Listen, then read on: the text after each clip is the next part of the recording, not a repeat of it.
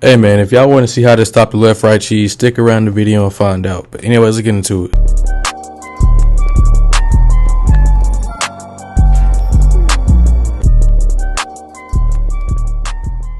What's up, y'all? We back with another video, and today I'm teaching y'all how to stop left right cheesers. If you guys do enjoy this video, please be sure to like and subscribe for more. I will be uploading more 2K content like this in the future. So let's get straight to it. So y'all see the guys we playing, and we playing 2 play shots and a glass finisher. And I'm going to be guarding the dude in the middle. I played him before and he went 2 for 5 and they just spun the block on us. So y'all going to see how I play defense on this man. And I really got 4 main tips for y'all. And I got a disclaimer for y'all right here. I shouldn't really call it a disclaimer, but it's just like a warning. Every guard is going to score no matter what, whether it be off of like an offensive rebound or like just a miscommunication on defense or whatever. The guard is going to score regardless, but you know, you just got to control what you can control. So yeah, let's get into the main tips.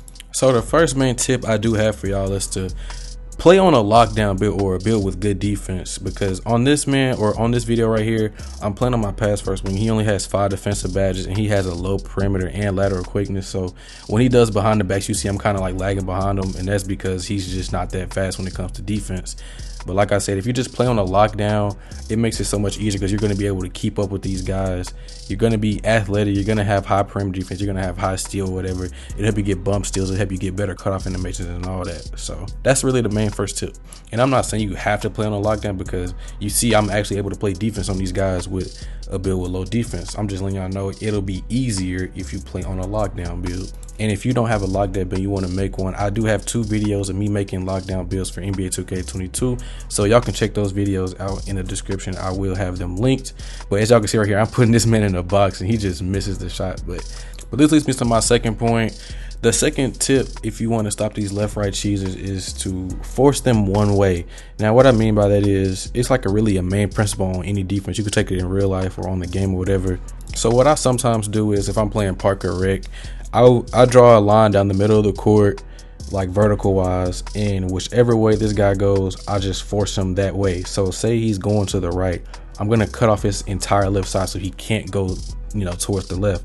And the reason I say that is because if you let the guard get middle of the court or let him get to the top of the key, he's way more comfortable. But if you're just playing him on one side, then it's going to be much harder. And you see I'm trying to do this on this man, but it's kind of hard because, like I said, I have a low perimeter defense, so it's not going to really work.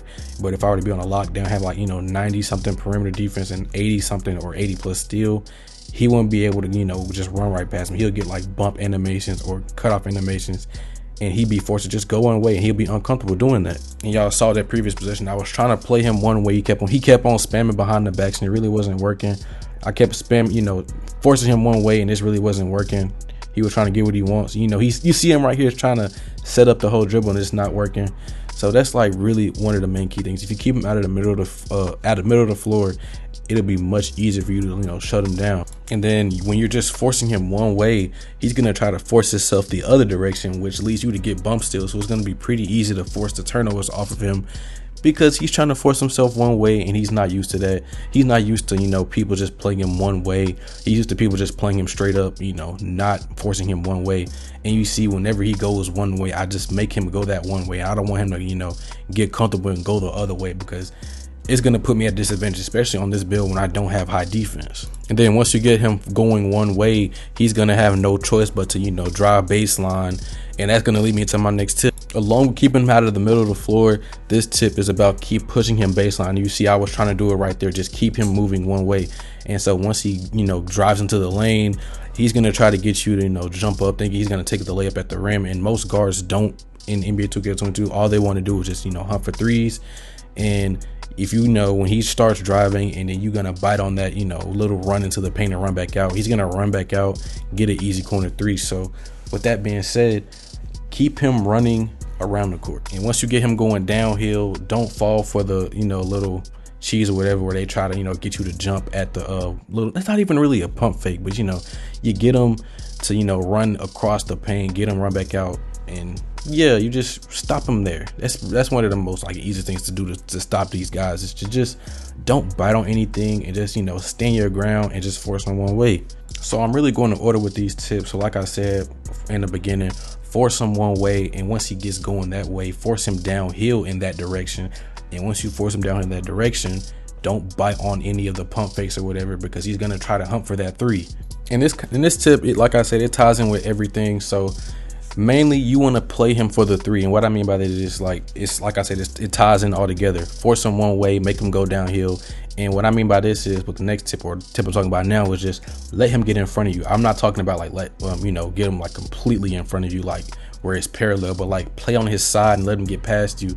That way, if he tries to pull up for like a pull up mid range, he's gonna miss because you get the contest. Because remember, blinders got nerfed early on in the game, so it's not as effective as it is, before the first patch. And this tip really helps if you're playing with an inside big that's protecting the rim, and they're playing with inside big too, because if they're running pick and roll and you force him one way and he gets downhill into the lane and whatever, the center's gonna naturally drop because the other inside big can't shoot at all. So you just funnel him inside to the paint, and he's more than likely gonna force it up if he's not a good guard, and that's gonna lead you to get easy blocks, easy rebounds, get out in transition and run and score.